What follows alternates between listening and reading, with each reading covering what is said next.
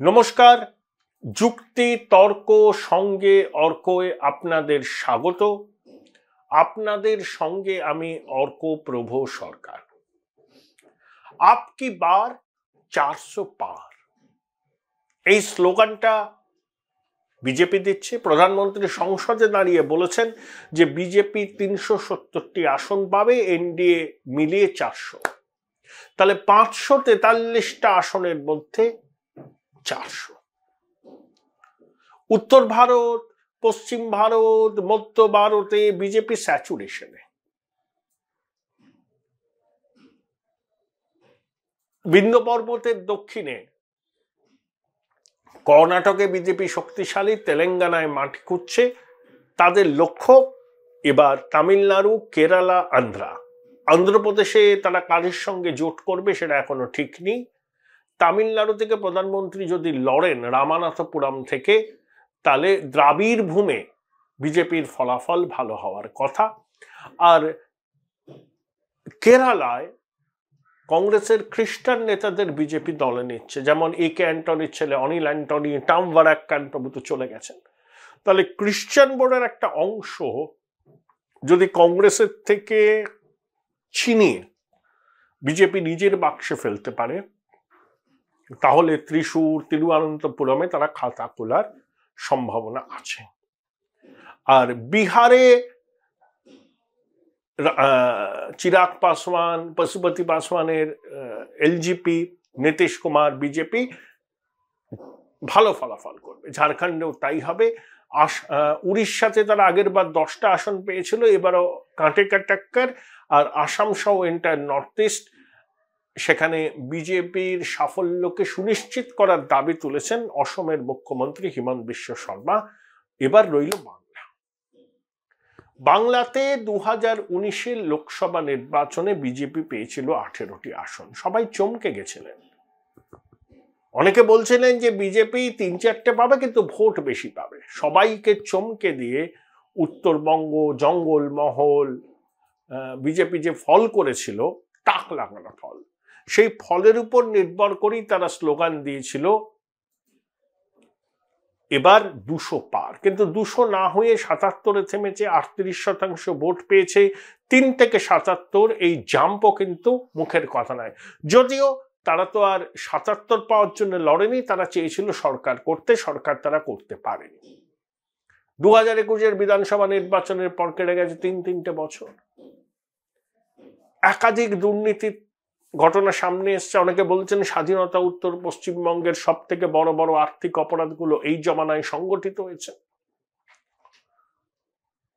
পার্থ, মানিক, বালু, কেষ্ট জেলে, এক বিধায়ক জেলে, শিক্ষামন্ত্রী অনেক আমলা জেলে। রেশন দুর্নীতি, নিয়োগ দুর্নীতি, শিক্ষক অশিক্ষক নিয়োগ, পুরসভায় কর্মী নিয়োগ, আবার শুনছি মিড ডে মিল, সব জায়গাতে নিয়োগ দুর্নীতি তদন্ত হচ্ছে।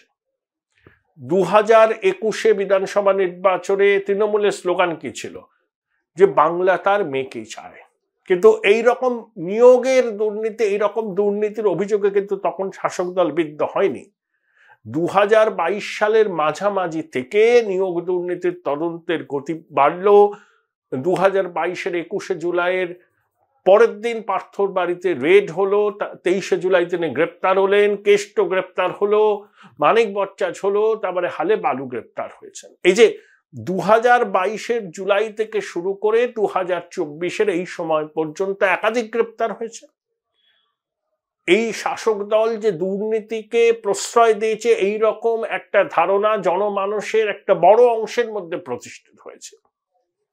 এই আবহে ভোট হচ্ছে। বিজেপি সাংগঠনিকভাবে তৃণমূলের সঙ্গে এই মুহূর্তে পেরে ওঠার জায়গা নেই, কিন্তু বিজেপির পক্ষে পপুলার সাপোর্ট আছে। কারণ তৃণমূল বিরোধী জনতা মনে করছেন যে একমাত্র বিজেপিই পারে তৃণমূলকে এই রাজ্য থেকে হটাতে। কারণ বামেরা 34 বছর রাজত্ব করেছে, বামেদের প্রতি মানুষের বিশ্বাস এত তাড়াতাড়ি ফিরবে না। আর কংগ্রেস, আগে মামু কংগ্রেস ছিল, সেই অস্তিত্বও তারা ধরে রাখতে পারবে কিনা সেই নিয়ে সন্দেহ। তাহলে তৃণমূলের একমাত্র বিকল্প হিসাবে পশ্চিমবঙ্গের তৃণমূল বিরোধী জনতার একটা বড় অংশের মধ্যে বিজেপির গ্রহণযোগ্যতা বৃদ্ধি পেয়েছে।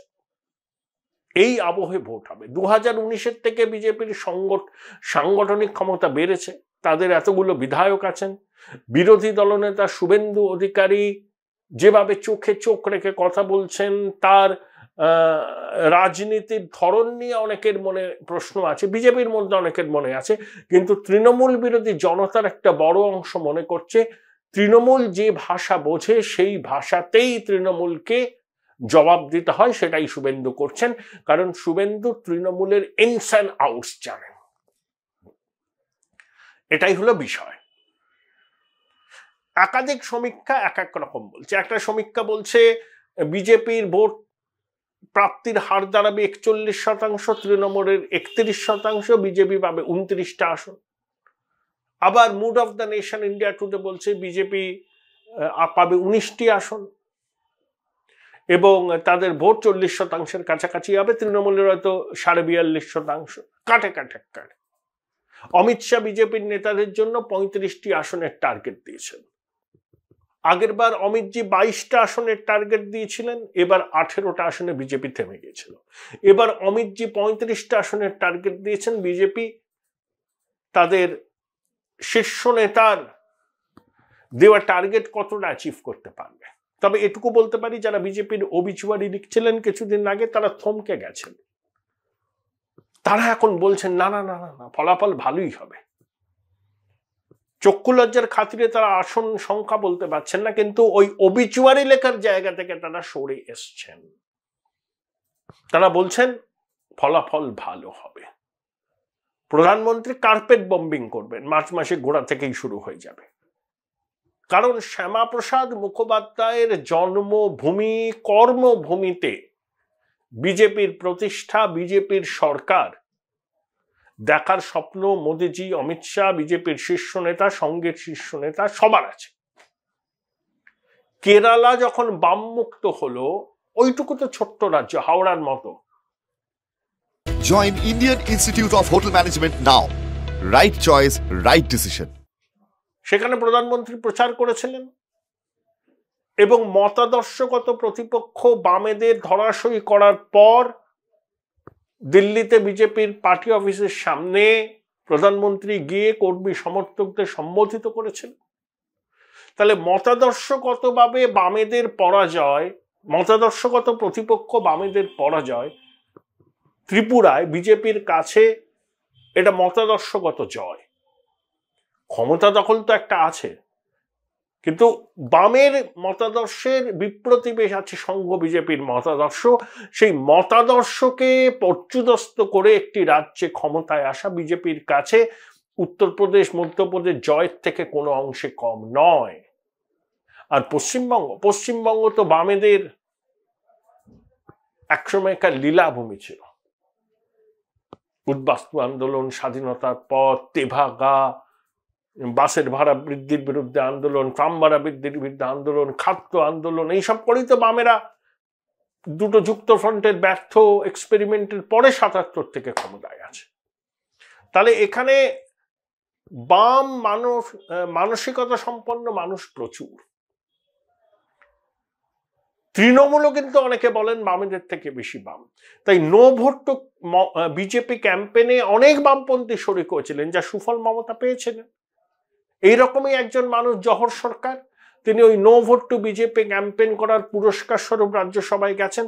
যদিও পার্থর বান্ধবী অর্পিতার বাড়ি থেকে যখন টাকার পাহাড় উদ্ধার হলো, তখন সেই জগৎ সরকারের গলায় আক্ষেপ শোনা গিয়েছিল যে বাড়ির লোক বলছে রাজনীতি ছেড়ে দিতে। তারপর ঝাঁকের কই হয়ে তিনি ঝাঁকের কই মিশে গেছেন। তিনি এখনো রাজ্যসভার সাংসদ, অনেক কথা বলেন রাজ্যসভায়, সংসদীয় মোহ। তাহলে বাম মানসিকতা সম্পন্ন মানুষ পশ্চিমবঙ্গে প্রচুর, এখনো প্রচুর। যদিও প্রধান বাম শক্তি সিপিএম ক্ষয়িষ্ণু, বাম মানসিকতা সম্পন্ন একটা বড় অংশের মানুষ কিন্তু এখন বিজেপি দিকে ঝুঁকেছেন। আর তৃণমূলের তো সেই অর্থে কোনো নীতি আদর্শ নেই। বাম সিপিএম বিরোধীরা থেকে তার জন্ম। সিপিএম যে এখন ক্ষয়িষ্ণু রাজনৈতিক শক্তি, তাই তৃণমূলের পক্ষে তো মতাদর্শ নেই। কার বিরুদ্ধে তারা লড়াই করে? বিজেপির বিরুদ্ধে তাদের যত আস্ফালন, ওগুলো অনেকেই বলছেন ওগুলো মেকি লোক দেখানো। তৃণমূল বিজেপির সঙ্গেও যোগাযোগ রাখে। মমতা তো বাজপেয়ীজির জমানায় মন্ত্রী ছিলেন, তো বিজেপি সঙ্গ তৃণমূলের নতুন নয়, কিন্তু তৃণমূল ক্ষমতায় এবং বিজেপিকে ঢাকাতে হরেক কিসিমের বামেরা আবার তৃণমূলকে সমর্থন করবে। তাহলে বাম মতাদর্শ এখনো বিদ্যমান, তাদের একটা বড় অংশ বিজেপিকে সমর্থন করলেও আর একটা অংশ তৃণমূলের পাশে আছে। তাদের কাছে বিজেপির ভয় আছে। তাই পশ্চিমবঙ্গে লোকসভা নির্বাচনে বিজেপি ভালো ফল করলে, যা সম্ভাবনা উজ্জ্বল বলে অনেকে মনে করছেন, অনেকে বলছেন সরকারের আয়ু আর 3 মাস থাকবে, রাজ্য সরকারে। কারণ বিজেপি যদি প্রত্যাশা মাফিক ভালো ফল করে, তখন তৃণমূল সরকারের ভাগ্য সরু সুতোই ঝুলবে। মোগল সাম্রাজ্যের পতন কেন হয়েছিল? অভ্যন্তরীণ ও বহিরাগত দু প্রকার কারণে। আর তৃণমূল সাম্রাজ্যের পতন হবে অভ্যন্তরীণ বহিরাগত। অভ্যন্তরীণ কারণটা বেশি, কত যে উপদল, কত যে গোষ্ঠী, কোন কোন নেতার পারস্পরিক সম্পর্ক পুতিন আর জেলেনস্কির মতো। তাই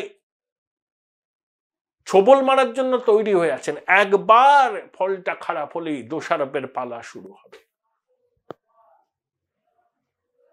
অনেকে বেরিয়ে যাবেন, মঞ্চ তৈরি হতে পারে, কেউ কেউ একনাথ সিন্ধে হয়ে যেতে পারেন, বিজেপির লাইনে অনেকে নাম লেখাবেন। তাহলে অভ্যন্তরীণ কারণ। আর বহিরাগত, বিজেপিও চাইবে এই সরকারকে যতটা সম্ভব ডিসক্রেডিট করে নির্বাচনে যেতে বা ভেঙে দিতে। তাহলে 15 বছরে তৃণমূল সরকারের বিরুদ্ধে প্রতিষ্ঠান বিরোধিতা, দুর্নীতির বুড়ি বুড়ি অভিযোগ, এবার আর বাংলার মেয়েকে চাই স্লোগান কিন্তু কাজে দেবে না। তাহলে বিজেপির পক্ষে কঠিন চ্যালেঞ্জ ছোড়ার সুবিধা হবে তৃণমূলের বিরুদ্ধে। তাই লোকসভা ভোটে পশ্চিমবঙ্গে বিজেপি ফল ভালো করলে, হ্যাঁ অনেকগুলো সাংসদ তো কেন্দ্রে যাবেন, মন্ত্রী হবেন হয়তো। বিজেপি এবার 2-3 জন ক্যাবিনেট দেবেন, গুরুত্বপূর্ণ দপ্তর পশ্চিমবঙ্গের জন্য, পশ্চিমবঙ্গের ভোটের দিকে তাকিয়ে। দিল্লির সরকারে পশ্চিমবঙ্গের প্রতিনিধিত্ব বেশি হবে।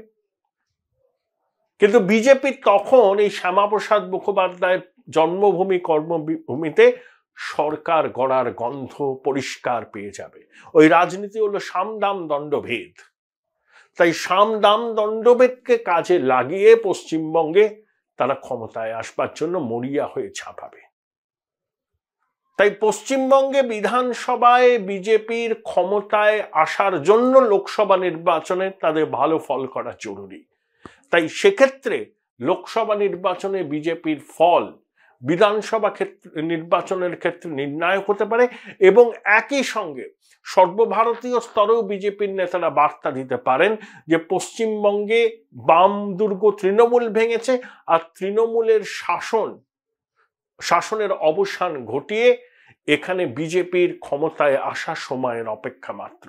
তাই সব দিক থেকেই বাংলায় লোকসভা নির্বাচনের ফলাফল নির্ণায়ক ভূমিকা নিতে চলেছে।